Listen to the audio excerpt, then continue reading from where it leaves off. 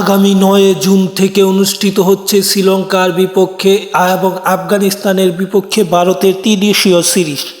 এই ত্রিদেশীয় সিরিজকে সামনে রেখে ভারত এ দল ঘোষণা করা হয়েছে।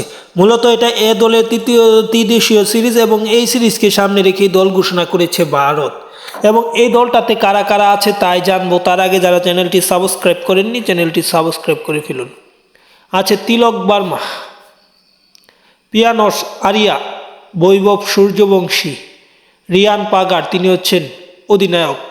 আচ্ছা আইরুষ বাদুনি, নিশান্ত সিন্ধু, হার্ষ দুবে, সূর্যাসন শেটজে, আছে পবসিমরান সিং, কুমার কুগার্স, কুসার্ড, দীপরাজ নিগার, ইয়াশ ঠাকুর, যুধবীর সিং, আনগুল কম্বোজ এবং আরশাদ খান।